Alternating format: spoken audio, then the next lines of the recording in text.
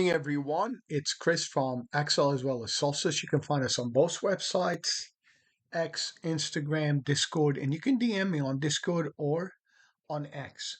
We do the weekly video for the overall market and what's going to maybe happen in the following week. You remember, we use this for educational use. We're not a broker dealer. Past performance doesn't give us any indication of future results. Remember, use at your own risk. Let's go to the first slide that I have up here.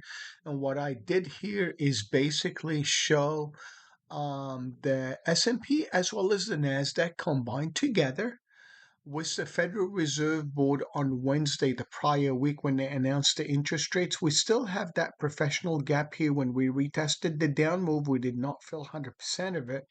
And we created a higher high on Thursday and Friday.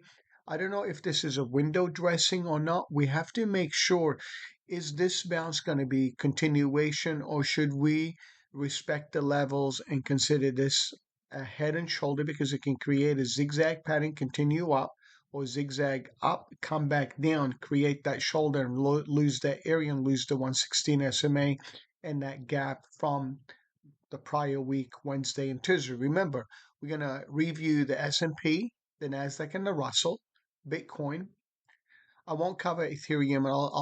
Remember, gold is on the run. If there's going to be fear and there's going to be a change in trend, we have to pay attention to gold in relationship to Bitcoin and Ethereum and the dollar and the VIX. We have to evaluate the interest rate, the tech sector, semiconductor, couple of electronically traded funds in relationship to the Fantastic Seven or the Magnificent Seven, including Netflix. I put here just Apple, Amazon, AVGO, Google, Hood, JP Morgan, which will be doing its earning in the following week. Meta's a little bit weak. Microsoft, nvda is kind of trending range bound. Side action for a day trade is going to be a little hard unless you get a breakout. Apple tends to be good. Actually, Google's trending well. And we look at the semiconductor TSM as well as the SMH in that sector, which I have it up here, which includes TSM as well as, nvda and AMD. Last but not least, remember, give us your commentary, let us know what you think, and we're here to see if we can assist you in any way we can. Let's go to the first slide. And what I did here, I put the SPY 500, which is the Fortune 500 electronically traded fund. And I showed from the prior week, basically on Monday, Tuesday, Wednesday, Thursday was the down move. You got a double bottom here. If I zoom in this area, you can see this is almost like a double bottom and you turn back up. If there's going to be continuation to the upside, I would look for the breakout of 662.40 cents. If it zigzags and creates like some kind of a shoulder to continue higher. And if I end up losing that Friday's low, is that gonna be that bottom area here, that double bottom gonna hold, or do we continue to the 647 in this area here where there was a lot of consolidation before that W fell down, created that push, came back in and broke out of that territory in this area? So we're going to trade what we see, not what we think. Let's take a look at the QQQ. I did just to show you a little bit about the NASDAQ and S&P, and I separated them in the electronically traded fund. You can see these gaps from May and April and June. So I just want to zoom in this area to kind of show you that the NASDAQ created from the Wednesday announcement from JPAL, we pushed higher, then we fell back down, but we created a higher high, but from the top, it's a lower high. Is Friday candle going to be continuation to the upside or going to consolidate here, fall back down to the 50 SMA in the backside of this consolidation where we broke out of? Or do we continue back up, create like a little wedge, come back in and bounce back up to continue and break to the upside? So these are the two on the electronically traded funds. I will show you the micro 2K, which is the Russell 2000 futures. Instead of using the IWM, I wanted to show this one here. We can see that we have pushed on the annual charts and prior from the 2022, we reached the highs and we cleared that area. But this is a very important because we were range bound in this area, consolidating back and forth, and we eventually broke up.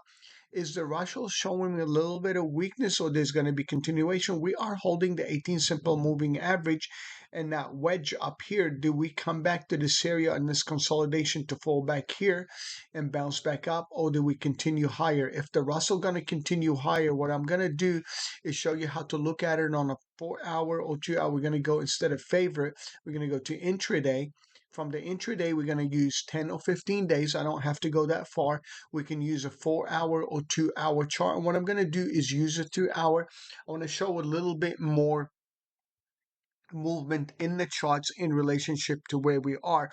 You can see we kind of created up here a double top. This was the Federal Reserve Board announcement on JPL, the highs and lows, and the Russell basically closed in that breakout area that the 24,032, or on the IWM would be about $243. You can see that on Thursday when we fell down. This was Wednesday, Thursday, and the Friday was rally back up, but we cleared basically the consolidation, but we retested almost the Wednesday's low, but couldn't clear this area. So I have my eyes on this area.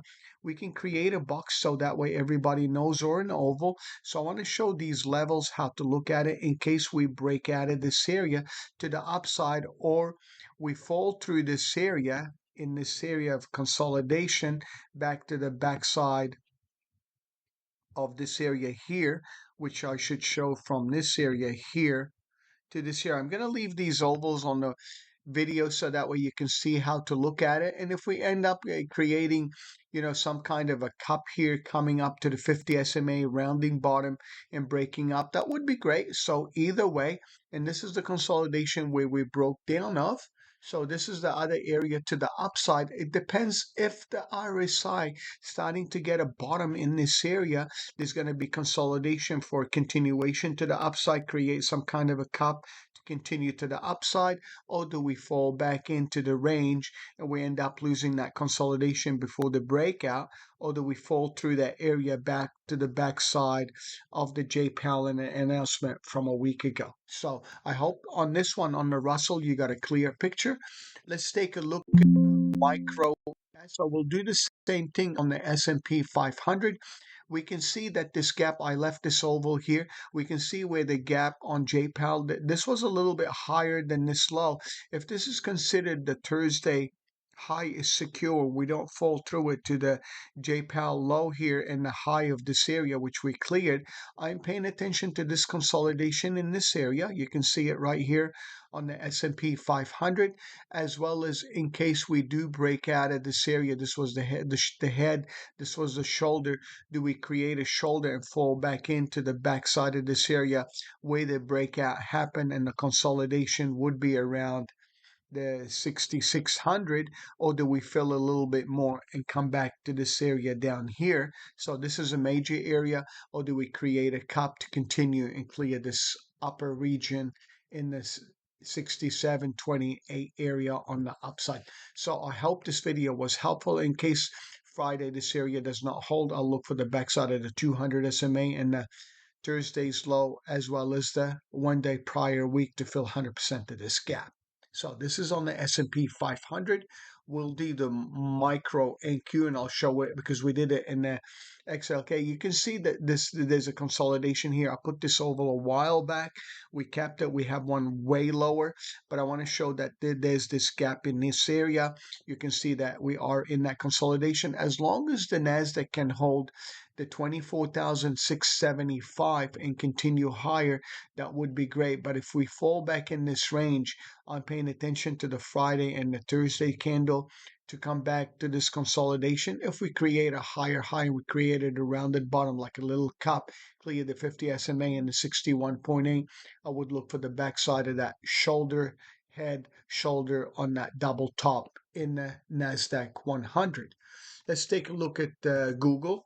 I'll give you some idea on Google, because I consider Google is in a good consolidation area, has been the strongest on the daily chart, and I will show you the daily chart.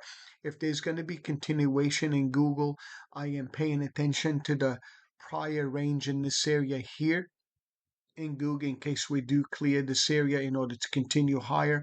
If we end up falling, I'm paying attention to this consolidation back in this area where the breakout happened for a nice decent area to buy and continue back to the upside. This is on Google, and I will show you how it looks like on the daily.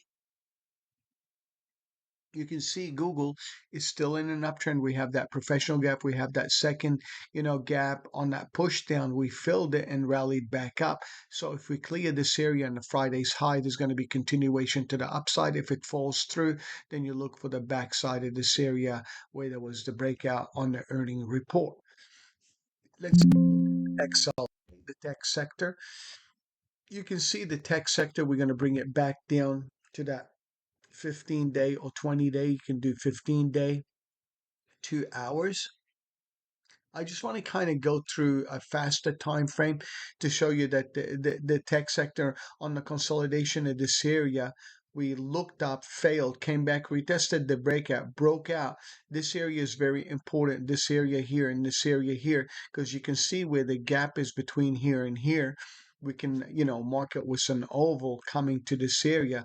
So this area is going to be very important in the tech sector to hold if there's going to be continuation to the downside, or if this Friday reversal met something in the tech sector and the semiconductor. Like if I'm going to touch AMD or NVDA, they don't look as good as healthy because they are range bound. I don't consider them a good setup. So I would pay attention to Amazon. You can see there's a lot of overlap in this area here in NVDA. If NVDA gonna clear, I gotta see that 180 clear in order to run up. If it falls down through the 174 area, I'm looking for the backside of this consolidation at the 168. For NVDA, it's going to be a little bit harder for a lot of people below that 174 area, coming down to the 168 and above the 180, going back up to the 184. So you have to trade what you see on the chart because there's a lot of overlap here and volume built in this area on NVDA. At AMD, it's in a similar situation. It's range bound.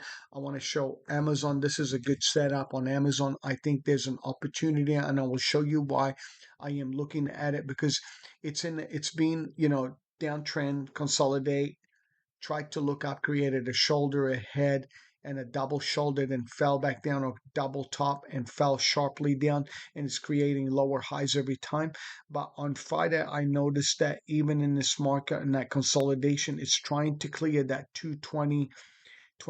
If it clears the 222, 23 cents, 20 cents, I'm looking for an upside potential to get back to the backside of the 226, 227 area.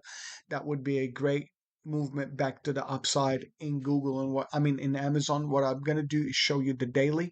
You can see that this big large move down in from the February, January highs coming down to the April. We had this gap. We had this gap in April. We had this gap in May, June. We continued higher. We fell back down on the earning, rallied back up, triple top. I would consider this like almost 3, 4 tops in this area, falling back in. In case Amazon falls further down, I would look for the backside of this gap down here. I'm going to mark it to show you where that area would be an area potential for buy. In case Amazon breaks up, look to come back to the backside of these consolidation up here and get back to the 228, because this area was the gap on that push. Come back, retest it, and that would be the area of consolidation between here and the backside. I made it too big. Whoops. Where is it? It's in this area. There we go. So that would be the target to the upside in case it cannot make it through the 222, 223. Coming back down, look for the backside of this consolidation in this gap for Amazon. Let's go back to the S&P 500 and what to do on the micro ES, break it down on the daily. I know I put those little ovals here. We can see it back here, but what I'm going to do is a Fibonacci for everyone to show you how to do this in the measured move. So I'm going to go to an intraday time frame. Intraday, we're going to do 15 days, 4 hours. I'll make it a little bit more simpler to see. And instead of having all these ovals in this area, so we're going to remove these. You can see where the gap is. I'm going to remove the top and bottom, and I'm going to remove this one. You can see that the machine grabbed the high and the low from the Tuesday, Monday high to the bottom of the week. That's the high and low for the week. The 50%, we're right above it. The 61.8 is sitting at 76. 67.06. The 50% is sitting at the 90 area. You can see it. 90.75, 90.50. So what I'm going to do, go get a measured move. I'm going to grab the high for the week, the low for the week, activate it, edit the property, extend it to the left and right. So I'm going to extend it back to the left. You can do it by day or just, type it in. I'm going to go back to 9.1 so everybody can see that the levels are all the way back to the left side. You can see where there's a lot of consolidation for the week where that support was the bounce. We're above the 50. If we can get back to the 80%, that would be great. Create around the shoulder and continue higher. If we end up falling through this area and losing the Thursday's low and the prior week's high to fill this gap, I would look for the backside of the 50 and the 200 SMA will catch up, and you got the 116 will catch up with this gap up here from J. Powell announcement on interest rates. A little bit lower, you can do that on the NASDAQ, equities, options, and so on. So you can look for the extensions to the upside or downside. You can see where the extension to the upside is and the downside is. Even if I take the prior week's range, and I will show you how to do this one more time, remove this. I'm going to show you the prior week's range from the Friday's high. We can see where the Friday high was and the Wednesday low. Okay, everyone. I wanted to show this area where we came up on the prior week's range. We pushed up. We made it to the 23% and fell down. We found support at the 20, between the 20 and the 0 line, and bounced back up. So you can activate these. You can go like here, like I'm going to activate it. I can grab this week's high and this week's low, and I'll anchor it, and it's done. So I don't have to do it again. Edit the property, extend it to the left, and you'll have these levels on the charts for the following week. If you have any questions, we're here to assist you and help you. Remember to check us out at Solstice or Axel. Get in contact with us to make your trading a lot much better, and you